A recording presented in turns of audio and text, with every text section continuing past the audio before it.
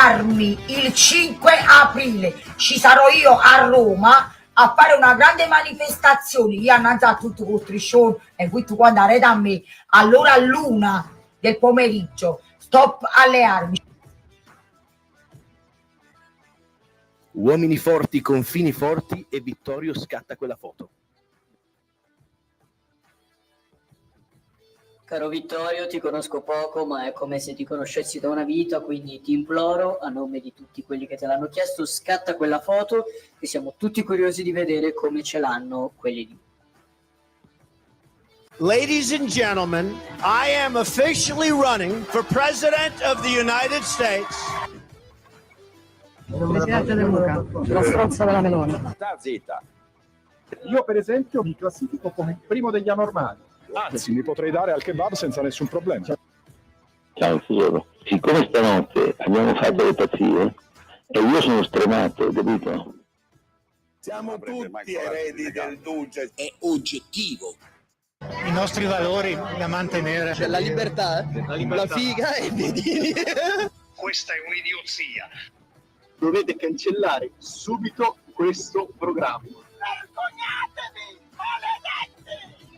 Ma adesso non da su Radio Libertà. I barbari eleganti! Buonasera su Radio Libertà con i Barbari Eleganti. Io mi accodo a quello che ha detto Scognamiglio nell'introduzione, no? Che dovete cancellare subito quella trasmissione. Sono assolutamente d'accordo. C'è stato un inizio scoppiettante nel dietro le quinte di questa puntata. C'è il solito Vittorio delle Donne, che saluto con tanto amore, soprattutto stasera. Buon poi c'è pomeriggio anche a tutti i nostri ascoltatori, Gaz. Ok, ti prenderai una di quelle inculate. Hai già parlato troppo. Si dicono queste che non hai neanche idea. C'è tutta una lore dietro che non deve essere conosciuta dal pubblico. Esattamente, poi c'è anche il buon Marco Rubeo. Buonasera a tutti. Ed è venuto a trovarci anche Filippo Beta. Grande fan dei Barbari Eleganti, senza peli sulla lingua. Numero 4, no, senza peli sulla lingua è l'unica parte del corpo che mi depilo. Bene. Partiamo benissimo. Tra l'altro io ci tengo a fargli complimenti perché sabato c'è stato un congresso importante del movimento giovanile e detto questo lui ha fatto un discorso veramente emozionante e toccante, che si è preso anche la standing ovation da tutto il teatro, no? Beh sì, l'ho apprezzato. Poi a un certo punto quando finisci il discorso non sai mai se la standing ovation te la fanno perché il discorso è piaciuto o per pietà o perché il discorso è finito o perché il discorso è finito per dirti dai, alla fine non era così male, hai fatto bene a non piangere in lacrime mentre stavi parlando, però speriamo bene, tanto se ha fatto cagare nessuno me lo dirà mai in faccia. No. Io non c'ero, ma sicuramente non è andata così. Che meraviglia, così. Bene, sono contento. Allora, Phil, posso chiamarti Phil, Filippo, come vuoi? Sì. No, volevo esprimere un pensiero, parto subito in quarta. Parlo della sigla. Nel momento in cui la signora Rita De Crescenzo sembra più lucida, più intelligente e con parole che secondo me sono migliori di quelle di Ursula von der Leyen, Kaja Kallas, Christine Lagarde e Emmanuel Macron, capiamo in che condizioni è il nostro mondo. Possiamo dirla questa cosa? Io dico Rita De Crescenzo meglio di Ursula von der Leyen. Beh, ma allora andiamo subito con Rita De Crescenzo. Allora, tutti in piazza gratis contro il riarmo. Da Roccaraso a Roma, l'influencer Rita De Crescenzo ci riprova. Dai suoi profili social ora promuove la manifestazione del 5 aprile contro il riarmo organizzata dal Movimento 5 Stelle. Allora, ci dispiace che sia passata la concorrenza, nel senso che dovevamo prenderla noi, secondo me, come promoter, oppure Marco Rizzo che ultimamente si sta muovendo parecchio, doveva prenderla come promoter per la piazza contro il riarmo. L'hanno fatto i 5 Stelle, d'altronde c'è una convergenza geografica, possiamo dirlo. Io nel centrodestra non vorrei avere Rita De Crescenzo come rappresentante delle battaglie. Allora, su questo sono d'accordo con te, però ribadisco, cioè nel momento in cui quelli col blazer doppio petto, quelli col blazer doppio petto dicono sì dai, facciamo la guerra alla Russia e se ci avanzano uomini e facciamo la guerra anche alla Cina, meglio Rita De Crescenzo della von der Leyen. Dici meglio barbarizzarci e... posso dire, cioè, meglio uno che dice le cose giuste male di una che dice le cose sbagliate bene. Ah, opinioni interessanti, sicuramente sarà nettamente contraria a quella di Vitto, quindi cugino, scatenati. Ovviamente, vabbè, qui comunque ce l'abbiamo qui tra noi chi accoglierebbe a braccia aperte Rita De Crescenzo e Marco Rizzo, insomma il nostro bolscevico di fiducia, che con Rita De Crescenzo probabilmente a Roccaraso sarà andato anche a sciare, magari gli ha fatto anche lezione di sci. No, beh, a Roccaraso non credo che la Rita De Crescenzo sia un'esperta come il buon Gaz di sci, di montagna. Secondo me Rita De Crescenzo potrebbe benissimo fare il ministro del turismo più della Santanchè, perché almeno abbiamo visto... una posizione un po' scognamigliana. No, ma perché semplicemente abbiamo visto a Roccaraso quanta gente ha portato, figurati gestire un paese come l'Italia, quanta gente, quanti turisti porterebbe nel nostro paese, quindi c'è una notizia anche sicuramente, sul turismo, sicuramente meglio della Santanchè sicuramente. Però, cioè, come tu immagini dei tedeschi che la sentono parlare con quel, come dire, meraviglioso accento partenopeo, dice internazionale, no? Cioè, dovremmo avere lei come ministro del turismo e Joliet come ambasciatore. Potrebbe essere. Dipende un po' dalle zone. Ah, ok. Dove vuoi puntare, perché se vuoi puntare in alto magari un ambasciatore diverso, se vuoi puntare un po' più al sud questi qua comunque sono una buona immagine. Comunque diciamo che questa è la rappresentanza più o meno di quella che è la classe politica dei 5 Stelle, cioè non oltre a non avere dei politici di professione, avere come leader uno scappato di casa che va un po' a destra un po' a sinistra in base alla convenienza. Questo è più o meno il loro livello e la loro rappresentanza politica, ecco, più di non potevano ambire. Più che politica direi intellettuale, cioè una rappresentanza intellettuale. Politica e intellettuale, assolutamente. Ridere, perché essere rappresentati da Rita De Crescenzo comunque, cioè a livello di riferimenti intellettuali e culturali non è poca cosa, non è poca cosa.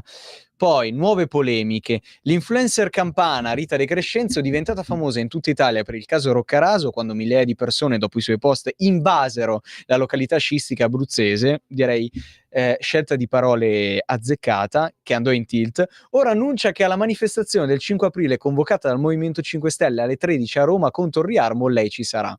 Tutti a Roma, è pure gratis l'invito ai suoi fan, perché bisogna chiaramente ingolosirli con la questione del gratis. È l'invito ai suoi fan. Non solo. Nell'annuncio De Crescenzo afferma che vuole stare davanti allo striscione e voi tutti dietro di me. Un annuncio che ha scatenato nuove polemiche.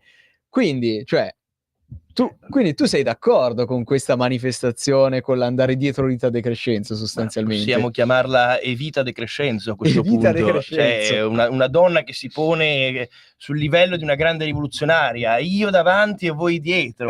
Ma non è che sono d'accordo, nel senso, nel momento in cui il buonsenso arriva anche dalle persone sbagliate, sono snob se dico sbagliate? No, un po' snob, no. Okay, arriva dalle persone sbagliate, magari perché hanno la capacità di pensare fuori dagli schemi, accogliamolo. Ecco. Cugino, tu cosa ne pensi? Cioè, parteciperesti mai a una manifestazione del genere? Ma non credo innanzitutto che Rita De Crescenzo abbia la capacità di portare avanti un pensiero, quindi non credo sia pensare fuori dagli schemi, proprio non pensarlo. Poi anche su questo fatto che sia gratis, qualche dubbio dato le vecchie, diciamo, i vecchi vizi di Roccaraso sul riciclaggio di un po' di denaro, non lo so. Queste sono illazioni. Queste sono cose, sembra ci sono l'avvocato delle di Rita De indagini, Crescenzo. ci sono delle indagini in corso, bisogna aspettare la fine delle indagini. Abbiamo fiducia piena nell'operato della magistratura. Cugino, non è che perché sono napoletani allora deve esserci per ma non perché è napoletano, è perché Rita De Crescenzo, c'è qualcosa proprio specifico.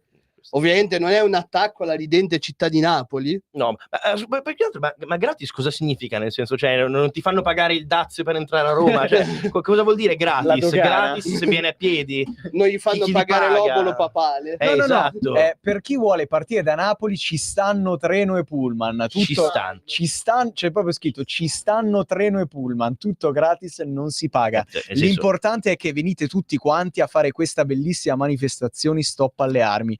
Lascio qua questa bellissima locandina. Così che tutto gratis, non si paga. Io però qui capisco la convergenza con il Movimento 5 Stelle. Giusto. Che mi sembra una citazione di un certo presidente Conte quando parlava del super bonus. Potrete ristrutturare le case in maniera gratuita. Tutto gratis, non si paga. Proprio ci vedo Conte e la De Crescenzo insieme, che fanno un messaggio alla nazione in cui dicono: potrete ristrutturare le case e andare a Roma gratis. Sì. E non si paga. Chi paga? Ma il punto è sempre quello, chi paga. Poi adesso, non so se questi pullman sono i pullman pagati dai contribuenti, però nel caso... Ma secondo me poi pure qualche sanatoria di qualche abuso edilizio fatto a Napoli gliel'ha pure promesso Conte alla De Crescenzo. I chiamate abusi edilizi, io dico, ma perché bisogna chiamarli abusi edilizi? Quindi preferisci costruzione creativa? Io sì, esatto, cioè anche quello è un modo di pensare fuori dagli schemi, nel senso che io ti dico che devi costruire un palazzo di 6 piani, tu ne costruisci uno da 12, se non è pensare fuori dagli schemi questo. Io sono un fan dell'abusivismo edilizio, posso dirlo? Questo non me l'aspettavo, spiegaci bene questa teoria, perché? Perché siamo un paese troppo regolamentato, poi io credo di parlare con dei libertari, me lo immagino, certo, un paese troppo regolamentato, e quindi io ogni volta che vedo un condono dico, bene il condono, però il condono deve essere il punto di partenza per togliere regolamentazioni.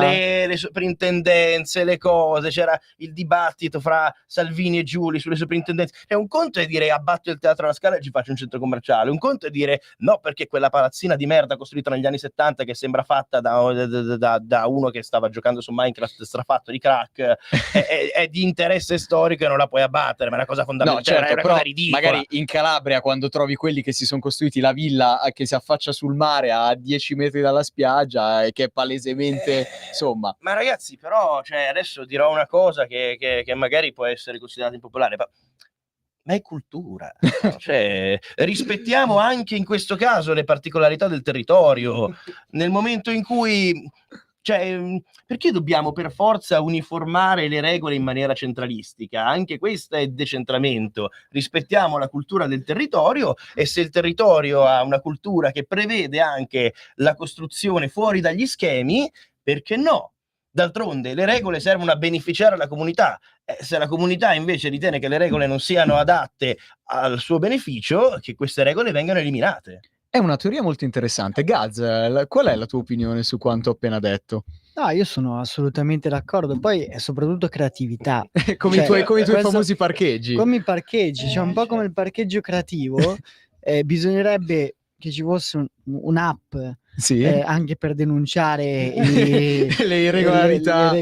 Mi sa che cioè, poi il giorno dopo però ti trovi sciolto nell'acido se fai una roba del genere. Ho questo vago sentore. Poi tu accetti termini e condizioni e quella può rientrare nei termini e condizioni, però al di là di questo penso che sia un bel esempio di creatività di certe parti di paese, no? Quindi la villa magari che si affaccia sul mare, non so, il rifugio in cima sul curuzzolo di una montagna che poi magari frana, va giù e lì ci pensa madre natura. Però al di là di questo sono rischi che uno percorre e accetta, e penso che sia comunque qualcosa che non vuole fare comunque qualcuno per pagarsi lo sci, i 5 euro pure non solo per chi parcheggia fuori dalle strisce, quello per l'aperitivo, quello per gli abusi edilizi. Comunque il nostro paese è sempre stato creativo anche nelle leggi, e io penso che troppo creativo, io penso che lasciare anche più libertà, più creatività. I Barberi Eleganti, 2 punti, elogio all'abusivismo edilizio. Bellissimo.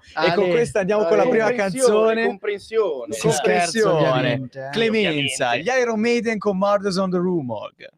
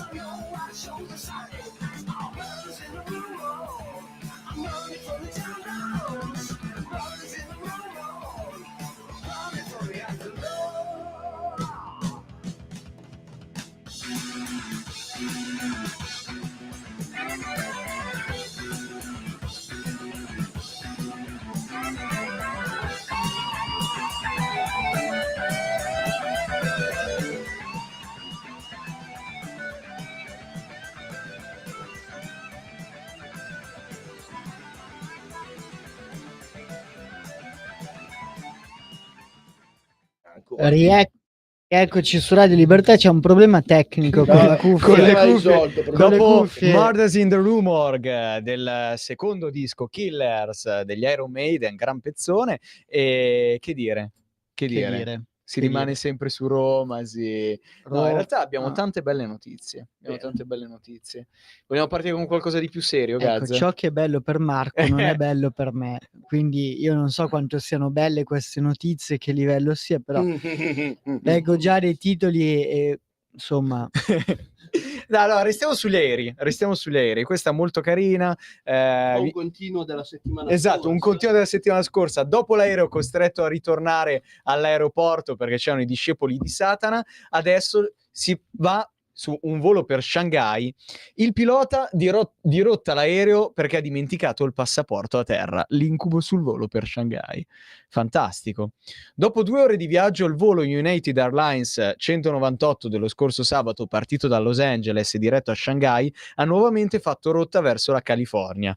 Un aereo partito da Los Angeles e diretto a Shanghai è stato costretto a tornare indietro dopo 2 ore di volo perché uno dei piloti si era dimenticato il passaporto. Il volo è il numero 198 dell'United Airlines, partito dalle 14 del 22 marzo. A bordo c'erano 257 passeggeri diretti a Shanghai e 13 membri dell'equipaggio, che solo dopo diverse ore e un ulteriore cambio di programma ha potuto riprendere il viaggio. Non potendo più tornare a Los Angeles, il pilota ha dirottato il volo su San Francisco, dove è atterrato intorno alle 17. A quel punto un nuovo equipaggio è salito sul velivolo per portarlo finalmente a destinazione, dove è arrivato con circa 6 ore di ritardo. Cioè, cugino, quando noi eravamo in Moldavia ci preoccupavamo dei ritardi di Wizz Air, dicendo magari parte mezz'ora dopo. Cioè, tu pensa, perché parlavamo anche del tuo famoso passaporto, però se ci preoccupavamo del tuo passaporto per entrare in Transnistria, pensa chi fa il pilota e il passaporto non ce l'ha. Questo è probabilmente ancora peggiore di quella di settimana scorsa, perché lì era una svalvolata che si immaginava i satanisti che gli davano la caccia. Qui è un deficiente di pilota che si dimentica il passaporto, ma piuttosto figa, spiega la situazione, esatto, spiega la situazione e fatelo spedire. Cioè, sei un pilota, non è che te lo vengono a chiedere. Oppure vuole fare come prova a prendermi. E no, tra l'altro leggo la compagnia ha reso noto di aver offerto ai passeggeri dei buoni pasto dal valore complessivo di $30 per scusarsi del disguido. Insomma, livello Trenitalia. Ma sì.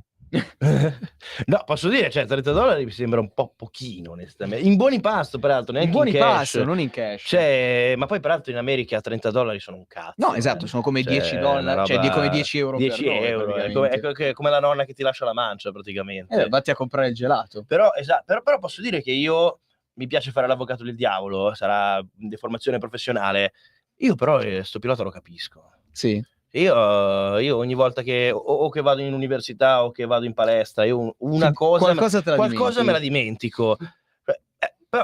ma non potevano farlo scendere, nel senso, tu mi dici no perché sono a Shanghai, vabbè ho capito, ma ci sarà un minimo di comunicazione, cioè adesso io penso non sono un pilota e non sono andato a Shanghai, poi vi racconto un piccolo aneddoto. Io quest'estate ho fatto un giro dell'Europa in macchina con degli miei amici. Bello. Io mi sono dimenticato a casa la carta d'identità, non avevo praticamente documenti, tutti i controlli di frontiera, oppure quando sono andato a visitare il Parlamento tedesco praticamente io gli esponevo una come si chiama? Una denuncia di smarrimento. No. Una denuncia di smarrimento della polizia scaduta da 1 anno e mezzo e non mi hanno detto un cazzo. Ho passato 3 frontiere con una denuncia di smarrimento in PDF mandata sulla mia mail personale. Quindi ti posso dire, se lo posso fare io in Austria, che mi hanno fatto passare, dico lo potrà mica fare un pilota che comunque si sa chi è un pilota. Ci sarà un database, e poi si chiedono perché non riescono a fermare l'immigrazione clandestina in Europa. Guarda quanto è facile passare le frontiere. No, però la cosa che mi stupisce è che sono anche andato in Polonia e in Repubblica Ceca, che sono paesi che in realtà sull'immigrazione, e invece no, ho fatto la clandestino experience. Beh, forse sa per il colore della pelle, che non gli hanno detto nulla. Può essere... per il livello di melania. Ma guarda che secondo me io sono un po' borderline, nel senso che se mi abbronzavo ancora una settimana in più potevano anche non farmi passare, viste le mie origini pugliesi. Beh, certo. Come dice d'altronde l'ex presidente D'Alema, un calabrese alla fine non è poi così diverso a livello morfologico da un nordafricano, lo dice D'Alema, non lo dico io. Però D'Alema non hanno mai fatto storie, non hanno mai fatto le storie che hanno fatto a Buonanno. D'Alema è di sinistra, sì, che tra l'altro mi sa che Buonanno era tendenzialmente più o meno della stessa, pace all'anima sua, della stessa tonalità di un nordafricano, ma lo ammetteva candidamente, diceva sono pugliese, Garibaldi ha diviso l'Africa, quindi nel senso non sto dicendo niente che non abbia magari detto adesso lui. Questo non... No, lo diceva lui, nel senso...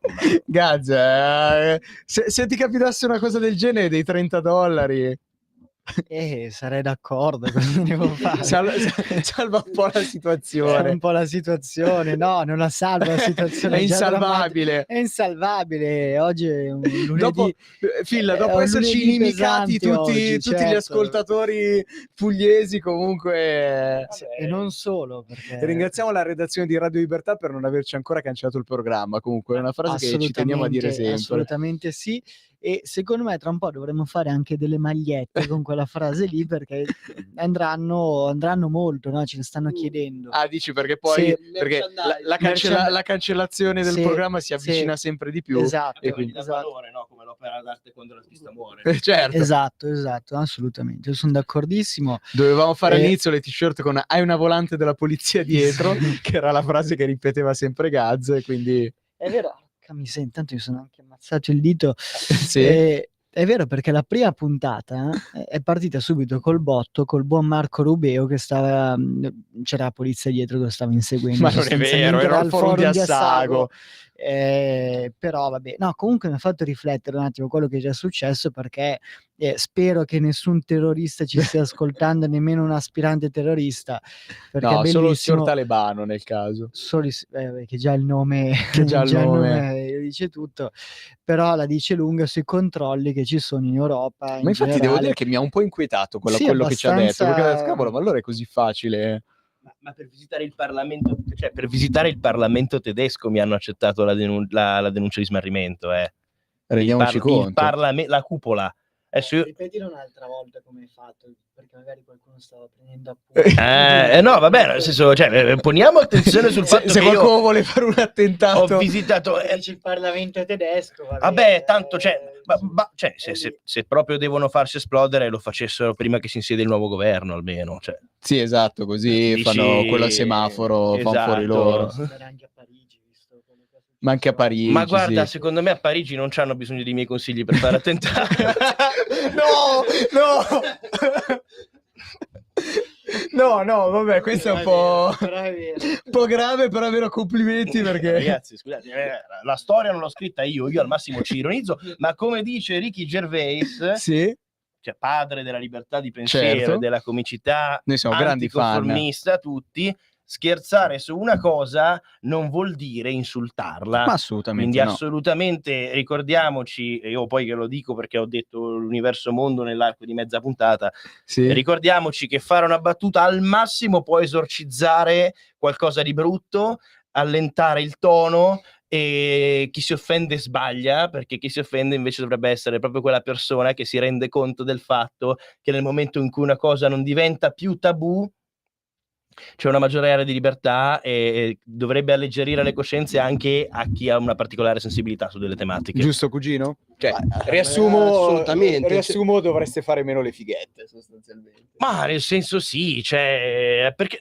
scusate, ma in un mondo in cui da una parte c'è Putin, dall'altra parte c'è Xi Jinping, dall'altra parte adesso c'è Trump, il Medio Oriente sono tutti, non tutti no, ma almeno la metà dei dittatori teocratici, cioè vogliamo fare veramente quelli che si offendono? No, diventiamo come il vaso di coccio nei vasi di ferro se noi facciamo quelli che si offendono per una battuta. No, ma poi mentre c'è chi minaccia le bombe nucleari. togliere il tabù a una parola comunque ti aiuta a non togliere l'effetto negativo che c'è nella parola stessa, cioè utilizzare determinate parole, se le usi anche scherzando e in modo ironico, ti aiuta a togliere peso e potenza a quella parola, quindi assolutamente. Molto bene, vi faccio... vuoi cambiare notizia? No, perché non ho ben capito, non mi ricordo bene come dalla notizia del pilota siamo arrivati a questo, però... È perché abbiamo parlato del fatto della frontiera, capito, dei documenti, quindi capito. poi siamo andati... Era per dire che comunque facciamo dei voli pindarici molto, molto grandi. Però noi quando arriviamo poi non dobbiamo tornare indietro. Assolutamente, a differenza di quello che dovrebbero fare quelli che arrivano alle frontiere. Ma questo l'hai detto tu e io sono ovviamente d'accordo. Questa puntata veramente sta raggiungendo delle vette di... Insomma, di libertà. Bravo, di libertà. E con queste vette di libertà andiamo con la seconda canzone, I Timoria con 2020.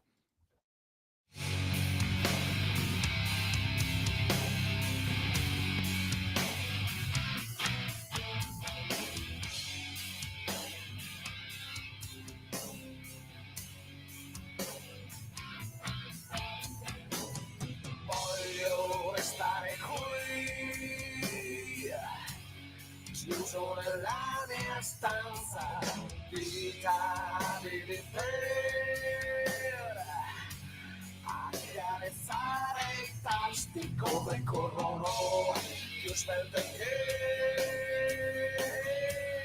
datevi un'illusione che gode così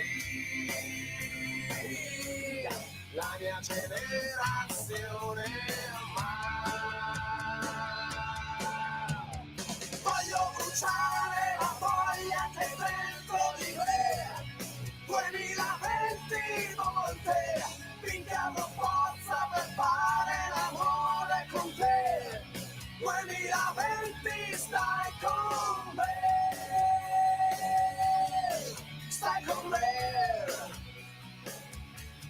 yeah.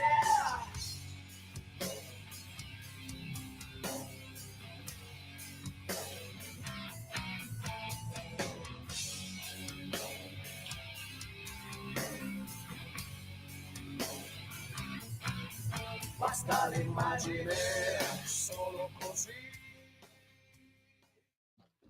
Sentiti, rieccoci. I Timoria con 2020. Vabbè, classici pezzi. Ma oltretutto la tua ignoranza musicale, è una band più importante dell'alternative rock italiano degli anni 80 e 90.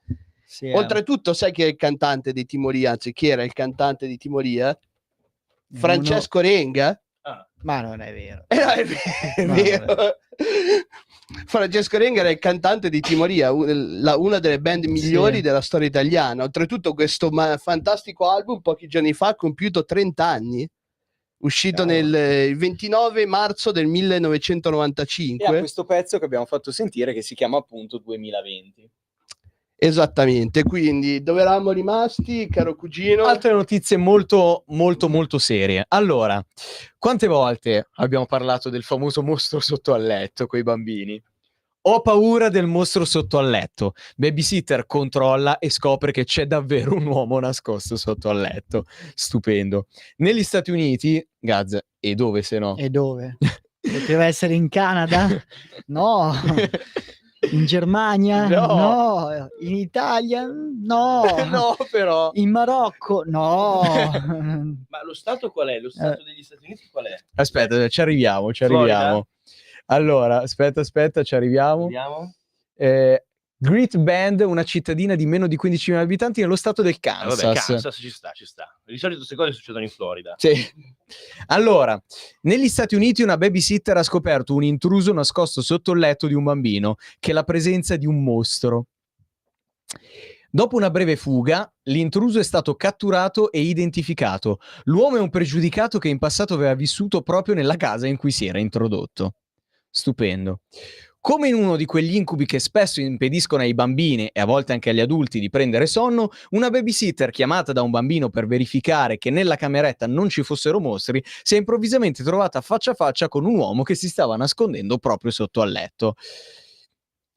L'uomo, che dopo una rapida colluttazione con la babysitter era riuscito a darsi alla fuga, è stato arrestato meno di 24 ore più tardi dalla polizia della contea. Secondo la ricostruzione fornita dai media americani, in base alle dichiarazioni della babysitter al comunicato stampa dell'ufficio dello sceriffo locale, la tata era stata chiamata da uno dei due bambini che stava accudendo per dei rumori e che si lamentavano di questa presenza sotto al letto, si era chinata ad altezza del pavimento per controllare la situazione e si è trovata di fronte il faccione di quest'uomo, un uomo in carne ed ossa che si era acquattato nell'ombra per ragioni che gli inquirenti stanno ancora cercando di verificare. È inquietante questa storia. Cugino, se succedesse a te una cosa del genere... Direi, cazzo, Michael Jackson si è introdotto in camera mia. Perché Michael Jackson? Beh, si sanno i suoi problemi con la giustizia che ha avuto soprattutto con i bambini. E la meravigliosa citazione in Scary Movie 4, Scary Movie 3. Sì, dove appunto si nascondeva sotto il letto della figlia di Charlie Sheen. No, comunque è una notizia davvero inquietante. Credo che se mi fosse capitato da bambino di ritrovarmi in una situazione del genere, non avrei più dormito in camera mia probabilmente per sempre. Decisamente. Beh, io posso dire che se fossi il pregiudicato, io avrei querelato il bambino invece. Cioè, ma come si permette questo qua di darmi del mostro?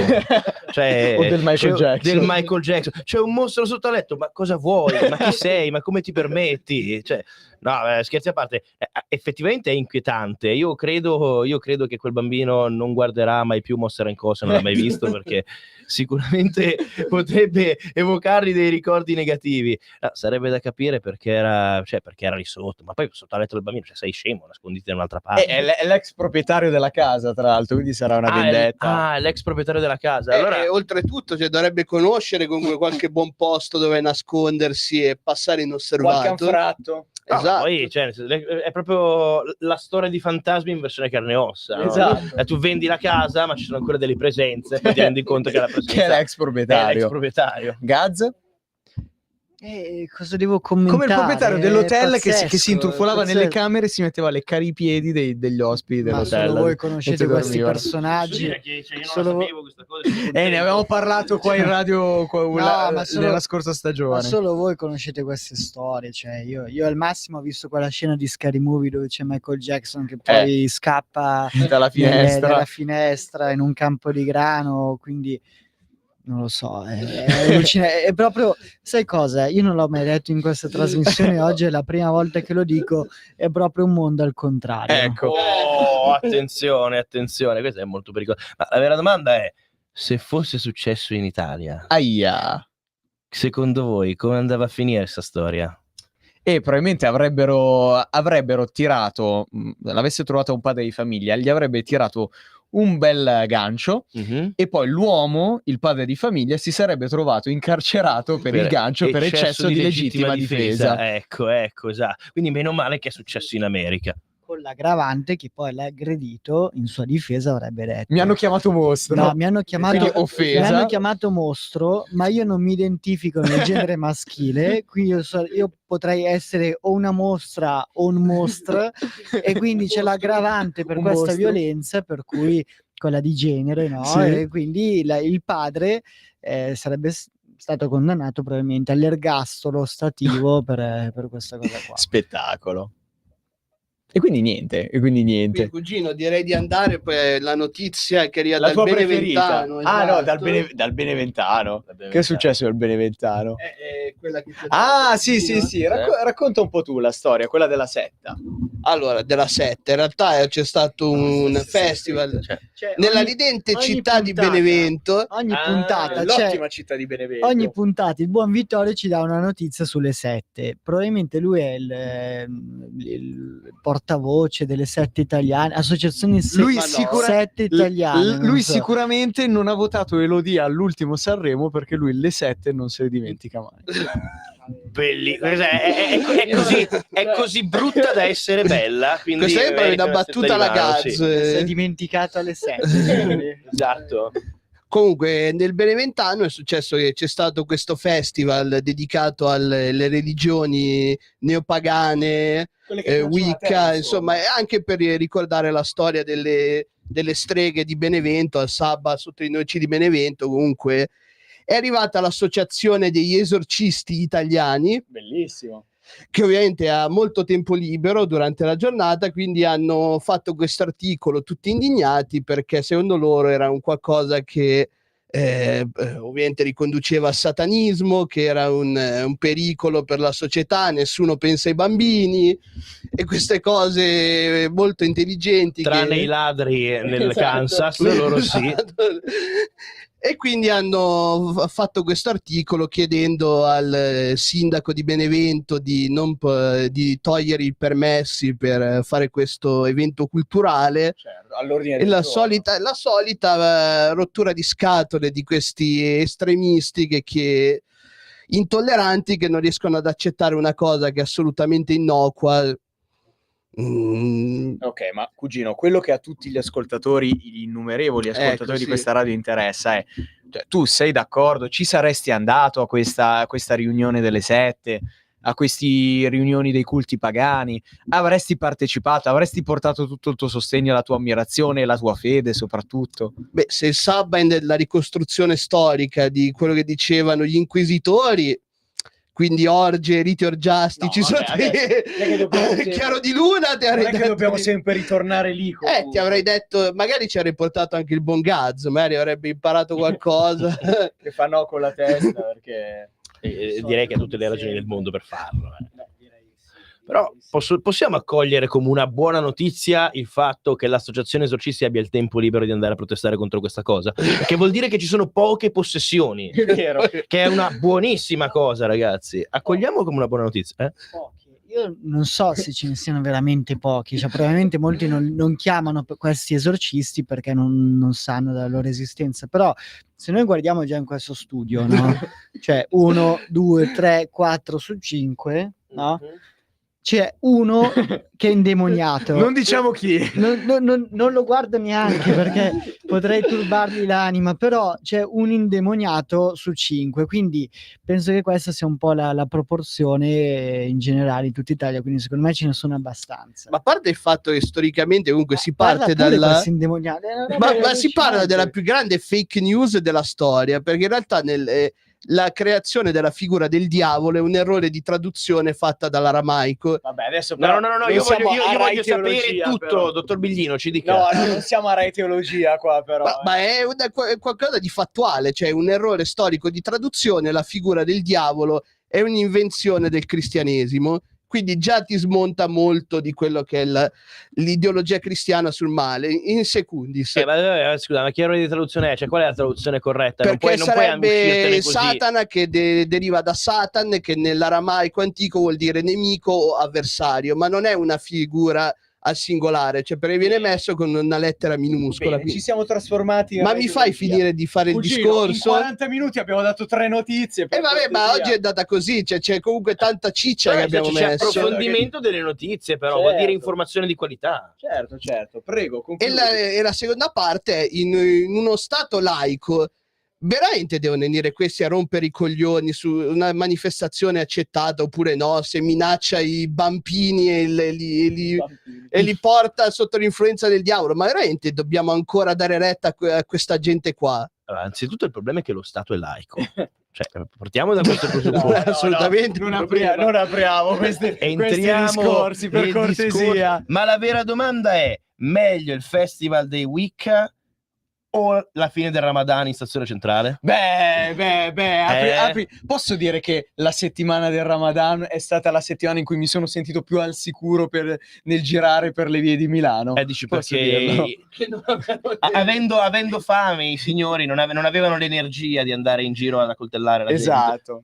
Che poi sono in Maranza neanche, cioè, stanno lì a badare alle feste religiose. Secondo me sì, secondo me perché è una cosa che io non lo so, è una cosa che fa comunità. Questo è vero. Allora, stanno abbandonando i rifiuti davanti a casa mia. Parte la denuncia, ma il colpevole è il padre di chi ha segnalato.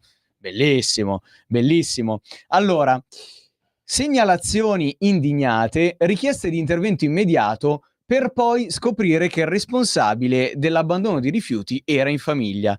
Un residente di Ardea aveva più volte denunciato al comune la presenza di immondizia lasciata davanti alla sua abitazione, chiedendo provvedimenti contro il colpevole. Ma quando i vigili urbani, o come si chiamano ora, polizia comunale, hanno analizzato i filmati del sistema di videosorveglianza, è emerso che a gettare i sacchi era il padre dello stesso denunciante, tramite l'uso dell'e-killer, un sistema di videosorveglianza mobile basato sull'intelligenza artificiale, prima volta utilizzato per un caso del genere. Quindi si parla anche di intelligenza artificiale che si inizia ad utilizzare per andare a scoprire quali sono gli autori dei misfatti. È un po' una violazione della privacy non poter più commettere degli illeciti senza che l'intelligenza artificiale ci scopra.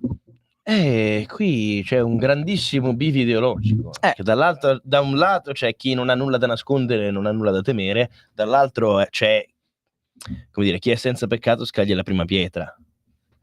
C'è della filosofia comunque ai barbari eleganti. Però posso dire sinceramente che io preferisco un mondo magari dove qualcuno fa qualche magagnetta e non lo beccano, piuttosto che un mondo in cui non puoi, cioè ti devi guardare intorno inquietato perché c'è sempre qualcuno che ti controlla. La penso come te. Certo, non era una via di mezzo. Certo, non era quello che noi tutti pensavamo settimana scorsa dopo essere tornati dalla Transnistria, però non so. Assolutamente una via di mezzo, insomma. Ma è un discorso che ha un senso e una sua logica, perché sennò il rischio è di arrivare nei casi più estremi al sistema dei crediti sociali cinesi, e in quel caso c'è una violazione della privacy e della libertà dei cittadini, quindi bisogna sempre stare attenti a porre un limite allo Stato e quello che lo Stato può arrivare, perché per beccare un colpevole, limitare la libertà poi di tutti gli altri, non so quanto sia un buon affare. Il problema è che i limiti allo Stato, adesso ti lascio. Il problema è che i limiti allo Stato gli mette lo Stato, e allora capite questo che questo è vero. Questo signori purtroppo è la famosa teoria dei controlimiti. Giusto, io condivido in pieno questa famosa teoria dei controlimiti. Che dire, è vero quello che è stato appena detto. Ma tu non sei un po' più per il controllo dello Stato sovietico per garantire ordine, disciplina e sicurezza? Ma ci vuole un equilibrio, cioè dipende. Un po' lo stesso principio dell'app per i parcheggi. Si torna sempre lì. Siamo una società individualista e dove ognuno pensa per sé, e quindi allora non è come dicevamo l'altra volta che ci dobbiamo un po' tutti coprire a vicenda, insomma. E come puoi pretenderlo adesso? Ok, però ritorniamo sulla questione, cioè sul fatto che questo ha dovuto chiamare i vigili perché continuava a ricevere questa monnezza sotto casa per poi scoprire che fosse il padre. Cioè, quante volte magari vengono fatte delle segnalazioni per cose che si potrebbero benissimo risolvere in famiglia? Tante. Ragazzi, io ho in canna delle battute che non farò. No, perché... falle. No, falle, io vi falle. assicuro che sono uno che non si contiene, quindi quando mi almeno contengo... una. Ormai ci hai messo l'acquolina in bocca. No, è una, però... Vai. Mi assumo io la responsabilità civile, penale e amministrativa di quello che sta per dire l'ottimo Filippo Beta. Diciamo che un sacco di cose brutte succedono in famiglia, forse... quelli che cercano di risolvere in famiglia di solito finisce male. Non dico più di quello che ho detto, chi vuole intendere intenda.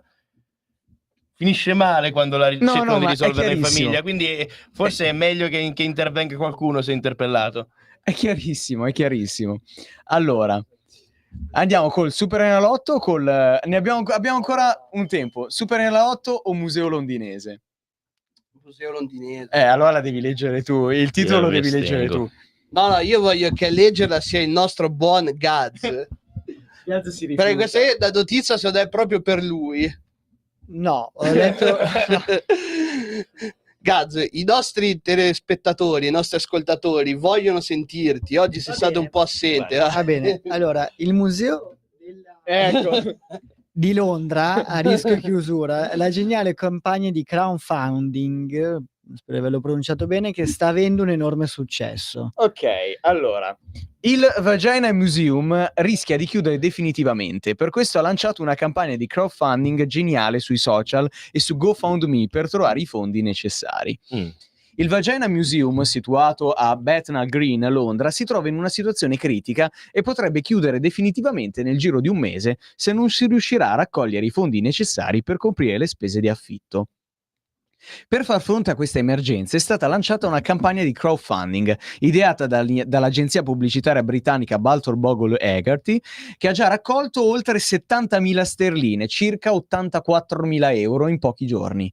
L'istituzione, nata con lo scopo di educare e combattere la disinformazione sulla salute ginecologica, si è sempre distinta per il suo impegno nel promuovere conversazioni aperte su argomenti spesso considerati tabù. Tuttavia, nonostante l'impatto positivo della sua attività, il museo sta ora affrontando gravi difficoltà economiche a causa di un affitto insostenibile e dell'assenza di finanziamenti pubblici. Quindi Gazza, immagino che la tua opinione sia: ma al posto di donare 70.000 sterline al Vagina Museum, perché non li mandano all'Ucraina o alla Palestina? No. Hai fatto un esempio sbagliato. O a chi davvero ne ha bisogno, o comunque associazioni di volontariato che aiutano i bambini, che aiutano le donne vittime di violenza, che per il clima magari. Per il clima, sì, per il clima dipende. Tutti gli stereotipi degli uomini di destra oggi li abbiamo fatti. Ci mancava solo il negazionismo climatico. Volontariato di destra. No, ma è per il clima, ci sono tante associazioni per il clima, basta che non vadano a ultima generazione, quelle robe lì. Assolutamente. Però insomma ci sono tante associazioni meritevoli. Quindi tu saresti per il far chiudere il Vagina Museum? Ma assolutamente, se non riesce a non doveva sostenersi, neanche nascere quella roba lì, cioè proprio in un paese come l'Inghilterra. In realtà è già da qualche anno che va avanti, ma ormai sai, gli affitti si vede che avrà avuto un successo enorme in tale da non permettersi più l'affitto, perché quindi Gazzo, tu ci stai dicendo che sei contrario a una battaglia fondamentale come quella sull'educazione. Aspetta, se mi rimetti un attimo la pagina, così non cito correttamente, dell'educazione per combattere la disinformazione sulla salute ginecologica. Io sono contrario a tutto questo mondo al contrario, per cui queste per informazioni siamo a due.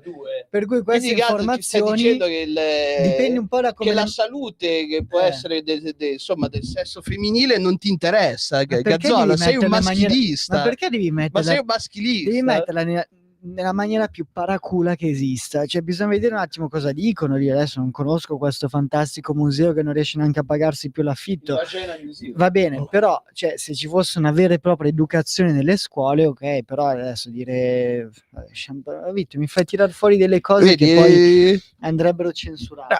Io credo che comunque educazione sessuale nel Regno Unito c'è, credo, però si inventano lo scibile umano, è uno dei paesi più progressisti in cui sia mai stato. Orribile, Londra è una città finita. Però signori, io vi invito a pensare che questa iniziativa, il fatto che stia venendo salvato con un crowdfunding, cioè indipendentemente da cosa sia questo museo che mi interessa il giusto, ci andresti? No, onestamente no, cioè, cosa ci vado a fare? La consapevolezza del corpo femminile è una cosa che deve interessare le donne. Se poi fanno il Dick Museum, non dico che ci vado, dico che magari sono letteralmente cazzi miei e quindi ci vado per scoprire qualcosa che non so. Ma al di là di quello, però, avete visto, cioè, questa secondo me è una grande vittoria culturale della destra. Sì. Il fatto che un museo si salvi grazie al volontariato e alle donazioni private, perché in Italia ci sarebbe stato sicuramente qualche comunistello, qualche socialista che dice no, perché serve l'intervento pubblico, bisogna usare i soldi delle persone a cui non interessa per salvare qualcosa che interessa ad altra gente. Invece l'Inghilterra, un po' smarrita da tanto tempo, secondo me in questo particolare frangente ha ritrovato il suo spirito thatcheriano, solidale, ma solidale puro, non solidale imposto dallo Stato, con cui ha salvato un'istituzione che gli interessava. Questi hanno reso realtà il concetto del vuoi questa cosa, pagatela tu. Io vorrei, come dire, rivolgere un plauso ai salvatori del Vagina Museum, perché ci hanno dato una grande lezione di civiltà. Sono d'accordo, penso che siamo tutti, anche Gazza su questo frangente, almeno su questo sarà d'accordo. Bene signori, siamo praticamente giunti alla fine del nostro tempo. Allora, ringraziamo l'ottimo Filippo Beta per essere passato a trovarci, torna quando vuoi. Io ringrazio voi per l'ospitalità. E nulla, direi che se non ci cancellano la trasmissione diamo appuntamento. Abbiamo una telefonata, abbiamo un minuto, però buonasera. Buonasera. Abbiamo un minuto prima di chiudere la trasmissione. Ho una critica da fare. Al passo che parlare dei musei del cavolo a Londra, parlate del Museo Leonardo che il Comune di Milano vuole chiudere. Arrivederci. Ma questa voce mi suona un po' familiare. Il solito troll che vuole rompere i coglioni proprio alla fine. Però c'ha ragione. Parliamo del Museo di Milano. Cioè, no, non parliamo del Museo di Milano, parliamo del... E sicuramente... Che si sappia. Conoscendo il signor Scognamiglio, lui sarà sicuramente d'accordo nel salvarlo coi soldi pubblici. Benissimo, come stavo dicendo, ringraziamo l'ottimo Filippo Beta per essere passato a trovarci. Grazie a voi. Complimenti anche per la scelta della canzone, perché finalmente qualcuno che porta un po' di qualità. Noi vi lasciamo con... il mondo di trap. Sono d'accordo. Con Giovane Pulzella dei Bardomagno. Giovanna Pulzella dei Bardomagno. A settimana prossima, amici, e come sempre, viva i piedi!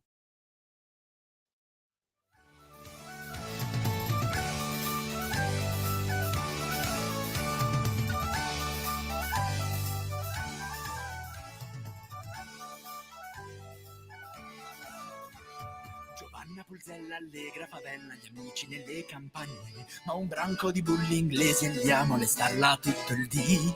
Indossa uno straccio e proprio ma schiaccio e gioca con le compagne, ma quegli angli non desistono dal gatto chiamarla Cinefin. Quando ecco all'improvviso da dietro la sacrestia una voce squarcia il cielo come un tuono, è la voce del Padre Eterno che le mostra una nuova via per trattare gli imberbi inglesi con più empatia. Le mazzate!